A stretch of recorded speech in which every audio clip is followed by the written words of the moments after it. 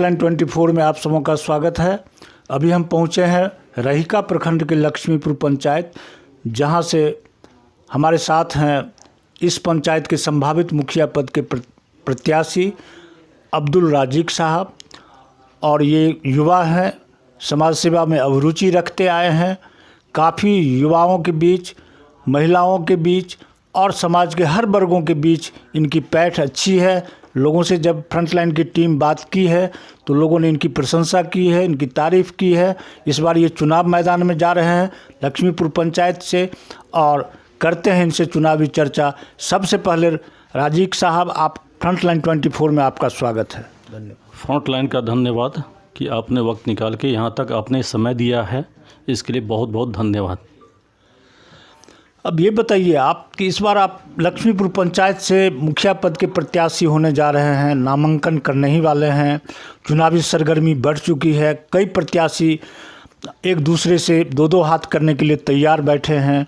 तो आप ये चुनाव जो लड़ने जा रहे हैं, पंचायत चुनाव मुखिया पद के लिए, क्या सोच कर आप चुनाव मैदान में जा रहे हैं? देखिए, हमारी सोच बिल्कुल साफ़ है। समाज सेवा करना ही हमारा अपना मकसद है। जो मुखिया रहें न रहें, हम करते ही रहते हैं और करते ही रहेंगे। अगर मुखिया बन जाते हैं आप, तो इस समाज के लिए क्या करेंगे? अगर हम मुखिया बन जाते हैं तो हमारा प्राथमिक जो है, सबसे ज़्यादा जो आप देख रहे हैं कि बच्चे हैं इधर उधर घूम रहे हैं, स्कूल जा रहे हैं, शिक्षा प्राप्त नहीं कर रहे हैं। जब तक बच्चों के अंदर में आप शिक्षा पैदा नहीं करेंगे, आपका समाज चेंज नहीं होगा। इसलिए हमारी प्राथमिकता है कि सबसे पहले बच्चों को स्कूल तक पहुंचाया जाए, मास्टर अपने समय पे वो भी आएँ। ये हमारी प्राथमिकता है। स्वास्थ्य की स्थिति आपके यहाँ क्या है? स्वास्थ्य की स्थिति हम क्या बताएं, वो तो ऑलरेडी आप देख ही रहे हैं। जो भी मुखिया बनते हैं एज ए प्रोफेशनली लोग होते हैं। हमारा मकसद एक ही है, साफ शफाफ। जो स्वास्थ्य की कमियां हैं उसको हम दूर करें। हॉस्पिटल तो बनी हुई है, डॉक्टर का पता नहीं है। मैंने स्वास्थ्य की स्थिति अच्छी नहीं है आपके पंचायत? बिल्कुल अच्छी नहीं है। अब आप बताइए कि यहाँ जो वर्तमान मुखिया हैं वो 15 वर्षों से हैं, और विगत 5 वर्षों में क्या काम किया गया है मुखिया जी द्वारा? क्योंकि सरकारी फंड बहुत ज़्यादा पंचायत में आ रहा है, तो मुखिया जी द्वारा जो काम किए गए हैं पंचायत में, उससे आप संतुष्ट हैं या यहाँ की जनता संतुष्ट है? देखिए, हम तो व्यक्तिगत संतुष्ट नहीं हैं। बाकी जनता की बात है तो वो जनता से पूछ लें तो ज़्यादा बेहतर होगा। जनता से पूछें तो ज़्यादा बेहतर होगा। फ्रंटलाइन की टीम जनता के बीच भी जाएगी और ये बता रहे हैं कि जो काम हुआ है उससे हम व्यक्तिगत तौर पर संतुष्ट नहीं हैं। अगर आपको यहाँ की जनता चुन लेती है, आप युवा हैं, तो अपने पंचायत के विकास के लिए आप क्या क्या करेंगे? अगर जनता हमको 5 साल के लिए मौका देती है तो हमारा मकसद है कि हमारे पंचायत के जितने भी बेरोज़गार नौजवान हैं, बाकी महिलाएं हैं, हर किसी को किसी न किसी चीज़ों के माध्यम से रोज़गार अवेलेबल कराएं। ये हमारा फर्स्ट मकसद है। और ये मतलब सड़क, नाली, हर घर नल जल योजना, इस सब की क्या स्थिति है आपके यहाँ? जल नल तो आप देख रहे हैं कि हमारे पंचायत के अंदर में कहीं पाइप गिरा तो पानी का पता नहीं है, कहीं पाइप आधा उखड़ा पड़ा हुआ है, कहीं टैंकी बना हुआ है, कनेक्शन नहीं है। यानी कि 14 के 14 वार्ड में भी अगर आप देखेंगे तो कहीं आपको पता ही नहीं चलेगा कि ये जल नल आखिर बना क्यों है। अच्छा।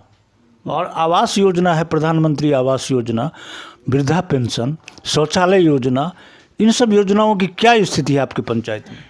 हमारे पंचायत के अंदर में इन चीज़ों का ख़ास तौर पे ये है कि लोग इसके अंदर में, नाम तो हम नहीं ले सकते हैं आपको, लेकिन ज़्यादातर लोग जो हैं इसके अंदर में एक पेशा के तौर पे इसको यूज़ करते हैं। जो गरीब लोग पैसा दे पाए उनको दे दिया गया, जो पैसा नहीं दिए उनको नहीं दिया गया। यानी कि अपने लोगों को देख कर ही देना है, बाकी गरीबों से कोई लेना देना नहीं है। अनियमितता भी बढ़ती गई है, लोगों से पैसा लिया गया है, जैसा कि आप बता रहे हैं, और यहाँ की जनता भी बता रही है। अब आप ये बताइए कि माने शिक्षा स्वास्थ्य के बारे में आप बता दिए। अगर आप मुखिया बन जाते हैं इस पंचायत की, जनता आपको चुन लेती है, आशीर्वाद दे देती है, तो आप क्या क्या काम करेंगे? पहली प्राथमिकता क्या क्या होगी? पहली प्राथमिकता हमारी होगी शिक्षा को सुधारना, दूसरा होगा स्वास्थ्य, तीसरा होगा जल जमाव जो बना हुआ है हर मोहल्ले के अंदर में, उसको नाली के माध्यम से उसको दूर किया जाए। शौचालय और ये जो है प्रधानमंत्री आवास योजना, बहुत लोग आपके पंचायत में वंचित हैं, जो गरीब लाभुक हैं, जिनको मिलना चाहिए नहीं मिला है, उनके लिए क्या करेंगे आप? उन पे हमारी सोच साफ है कि जो हकीकत में लेने के लायक हैं, हम खुद अपने माध्यम से उनके घर जाकर जो हकीकत में लेने लायक हैं उन तक पहुंचाने का काम करेंगे। सरकारी योजना को अगर ये मुखिया बन जाते हैं तो हर हाल में ज़मीन पर सरकारी प्रावधान के अनुसार, नियम के अनुसार ये धरातल पर उतारेंगे। ये संकल्प ले रखा है इन्होंने और कहा है कि अगर पंचायत की जनता मुझे सेवा की मौका देंगे तो अनियमितता, भ्रष्टाचार भी इस पंचायत से मिट जाएगा, वो नहीं होगा, कोई बिचौलिया हावी नहीं होंगे, ऐसा कहना है इनका। अब आप अंत में बताइए कि अपनी जनता से आप क्या अपील करना चाहते हैं कि आपके पक्ष में वो मतदान करें? देखिए, हम अपनी जनताओं से एक ही अपील करते हैं कि आप नेता नहीं बेटा चुने, 5 साल के लिए एक बार हम पे विश्वास करें, फिर आपको खुद ब खुद अंदाज़ हो जाएगा कि भ्रष्टाचार कैसे बाहर पंचायत से जाता है। बहुत अच्छा। एक बार बता दीजिए, युवाओं और महिलाओं के लिए, जो आधी आबादी महिलाओं की है हर जगह, पंचायत में, समाज में, देश में, राज्य में, तो महिलाएं भटक रही, कुछ करना चाह रही हैं वो, लेकिन उनको राह दिखाने वाला नहीं है और दिशा निर्देश देने वाला नहीं है। पंचायत के मुखिया बन जाते हैं तो इस पंचायत के अभिभावक बन जाएंगे आप। महिलाओं के और युवाओं के लिए उत्थान के लिए कुछ करेंगे आप? बिल्कुल, हमारा एक ही चीज़ है कि हमारे यहाँ के जो भी लोग हैं, महिलाएं हों या बेरोज़गार लोग हों, वो बस इतना ही समझते हैं कि मुखिया जी के माध्यम से जो मनरेगा में वर्क मिल गया, बस यही रोज़गार है। हम कहते हैं नहीं, हमारी जो माँ बहनें हैं उनके लिए ख़ास तौर पे छोटा छोटा जो है, जैसे कि पापड़, अगरबत्ती, उसके बाद हो गया क्या बोलते अदौड़ी, इन सब चीज़ों का मिथिला पेंटिंग, सिला कटाई, इस टाइप के चीज़ों को हम उन लोगों से करवाने का कोशिश करेंगे। महिलाओं का समूह बना के? जी, महिलाओं का समूह बना के। वाह, बहुत अच्छा। ये बोल रहे हैं कि युवाओं के लिए खासकर और महिलाओं जिनकी आधी आबादी है उनको स्वरोजगार करने के लिए छोटे छोटे उद्योग, लघु उद्योग, कुटीर उद्योग समूह बनाकर और जीविका के माध्यम से भी महिलाओं को रोजगार दिलाने का हर संभव प्रयास करूंगा। युवाओं के लिए भी प्रयास करूंगा कि विभिन्न तरह की योजनाएं हैं जो युवा नहीं समझ पा रहे हैं, आगे बढ़ के उनको कोशिश करूंगा कि स्वरोजगार हो।